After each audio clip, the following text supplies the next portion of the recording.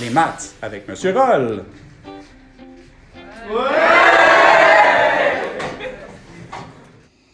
Bon, maintenant pour la dernière fonction, la fonction tangente de base. Je veux même chose que tu remplisses ta fonction puis tu viennes vérifier après, mais avant, je vais te faire juste un petit exemple, parce qu'avec tangente, il y a un petit niveau de difficulté de plus. Donc, si je t'ai mis la table de valeurs, tu vas remarquer qu'elle a changé. Il y a des négatifs et il y a des positifs. Tu vas voir pourquoi une fois qu'on aura fait le graphique. Mais bref, je t'ai mis de moins pi jusqu'à pi. Donc, on va faire le premier graphique. C'est aussi une fonction périodique, donc les valeurs vont revenir.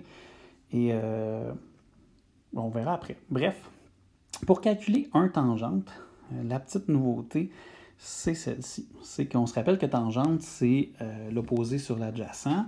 Dans notre cercle trigonométrique, c'est l'opposé, c'est le y du triangle qu'on avait dessiné au début dans le cercle. Donc, c'est le y du point dans le cercle. Et l'adjacent, c'est le x du point dans le cercle. Donc, c'était aussi un des côtés du triangle, dont l'hypoténuse est 1. Et ça veut dire que quand je fais le tangente, c'est sin de x divisé par cos de x. Ce qui veut dire, par exemple, tu avais déjà fait un numéro où tu en avais calculé des sin et des cos. L'idée, en fait, c'est, par exemple, si je fais tan de 4pi sur 3, je vais monter ici. Ça veut dire qu'en fait, tan de 4pi sur 3, je sais que c'est sin de 4pi sur 3 divisé par cos de 4pi sur 3. Je vais remonter au cercle. Je vais trouver le 4pi sur 3 qui se trouve ici. Tu vas remarquer, il n'est pas dans les points que je te fais dans la table de valeurs. Moi, je t'ai demandé de faire de moins pi jusqu'à pi, et là, on est plus loin que pi. Donc, ici, je veux faire sin de ça. Donc, le sin, c'est moins racine de 3 sur 2, divisé par le cos. Et le cos, c'est moins 1/2. Donc, c'est moins racine de 3 sur 2, divisé par moins 1/2. Ce que ça donne, en fait, quand on le fait, ça donne moins racine de 3 sur 2 divisé par 1/2. Et là, il faut multiplier par l'inverse. Donc, c'est moins racine de 3 sur 2 fois 2 sur 1.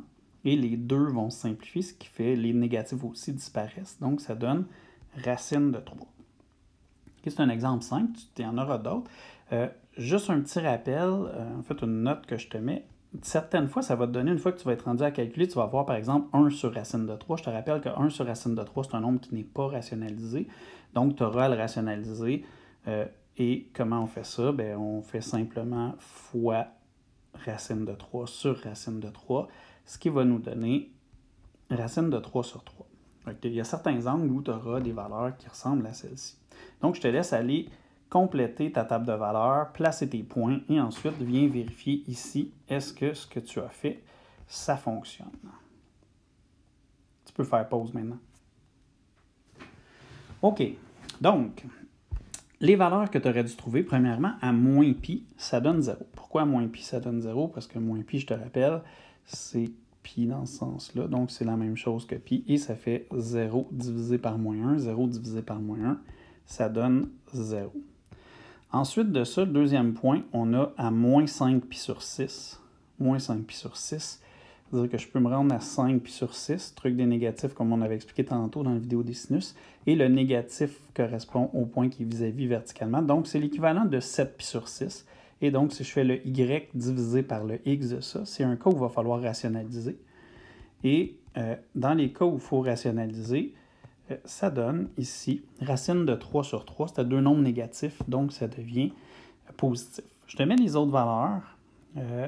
En fait, à tous les multiples de pi sur 4 qui sont impairs, ça va donner des 1 ou moins 1 selon le cas, parce qu'on divise deux éléments qui sont pareils. Ensuite de ça, on a racine de 3 à pi sur 2. En fait, à moins pi sur 2. Donc ici, moins pi sur 2, on peut s'en aller à pi sur 2. Moins pi sur 2, ça veut dire que c'est l'équivalent verticalement, donc c'est l'équivalent de 3 pi sur 2. Et c'est le y divisé par le x, donc moins 1 divisé par 0. Et c'est impossible. Donc dans le tangente, il va y avoir des valeurs impossibles. Ce qui donne, donc, ensemble vide. Donc ça veut dire qu'il n'y a pas de point près de ça. Et là, je vais placer mes autres valeurs. J'ai mis les valeurs numériques ici approximatives de certains points. Donc, moins racine de 3, c'est moins 1,73 environ. Moins racine de 3 sur 3, c'est environ moins 0,58. Juste pour placer nos points dans le plan cartésien, ça va être plus simple. Je vais zoomer un peu sur mon plan même si on perd un peu d'infos autour. Et je vais aller placer les points. Donc, là, tu vas remarquer, j'ai placé des lignes ici. Et je viens de placer les points. Le -1 qui est là ne devrait pas être là. C'est une copie par erreur. Donc ici, ce qu'on retrouve, c'est les points suivants. Et là, cette fonction-là, en fait, tu vas remarquer, quand on est à pi sur 3, la valeur est déjà, par exemple, à pi sur 3, c'est 1,73. Et je vais remonter au cercle, ici. Pi sur 3, c'est ici, et c'est ça divisé par ça. On peut imaginer que quand on est rendu ici, on a presque 0,99 divisé par 0,00000. Là, on peut continuer. Et plus qu'on en ajoute, mettons, on va le mettre comme ça. Ça veut dire qu'en fait, on fait un nombre divisé par presque 0 par un petit nombre. Ce qui veut dire que ça fait un très grand nombre. Donc, par exemple, ça ici, ça pourrait être, on tasse le 0 à chaque fois. Donc, 1, 2, 3, 4, 5, 6, 7, 8, 9, 0. Fait qu'on tasserait, ça ferait 9, 9, fait 1, 2, 3, 4, 5, 6, 7, 8, 9. Et donc, ça donnerait le nombre suivant. Tu comprends que ça fait un très, très gros nombre. Et ce nombre-là, en fait, ça veut dire que plus qu'on va s'approcher de pi sur 2, plus que les valeurs de notre tangente vont tendre vers un nombre extrêmement gros, donc vers l'infini. Mais rendu à pi sur 2, il n'y touchera jamais. Ça veut dire que ça fait une fonction tangente, donc qui va ressembler à ceci. Okay. Même chose, je vais effacer, je pense, le -1 à chaque fois. Je ne sais pas pourquoi il est apparu là. Donc, la fonction va se coller sur des asymptotes. Et l'asymptote, elle n'y touchera jamais. Pourquoi? Parce que c'est quand on arrive à pi sur 2, mais on divise, c'est impossible. Donc, les asymptotes dans ma table de valeurs, ça va pas bien aujourd'hui, correspondent à ceci, ceci, etc. Et il va en avoir une asymptote à toutes les mêmes distances. Là, tu remarques de moins pi sur 2 jusqu'à pi sur 2. Ça, c'est la distance de là à là. C'est pi de distance. Donc, cette fonction-là aura une période de pi. Je vais dessiner le reste de la période, le reste de la fonction qui apparaîtrait. Et je vais finalement enlever mon -1 qui va rester enlevé. Et en fait, la fonction, elle va à l'infini et ça donnerait quelque chose qui ressemble à ça. Et là, il y a plusieurs asymptotes.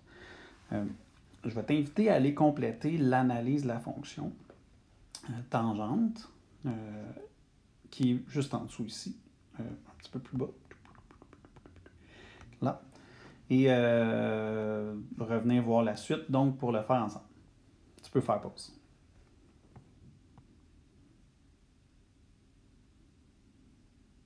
OK. Pour l'analyse de la tangente, deux choses un peu bizarres de nouveauté.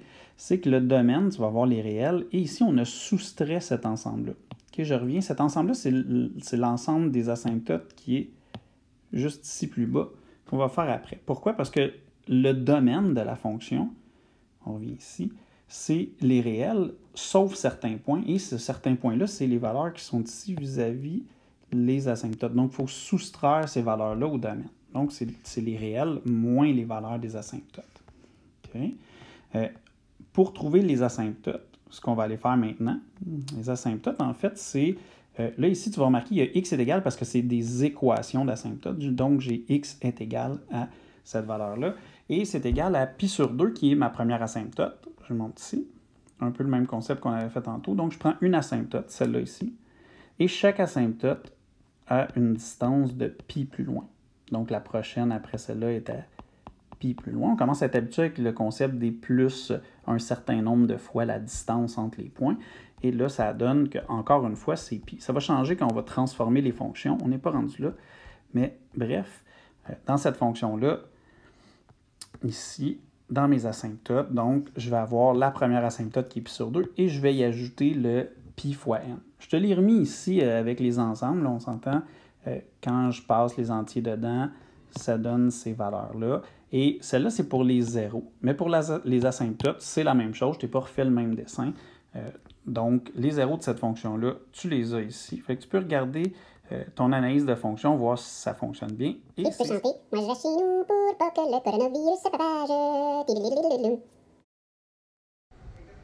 Hey, avoue qu'on est bien maintenant qu'on a compris? Ha ha!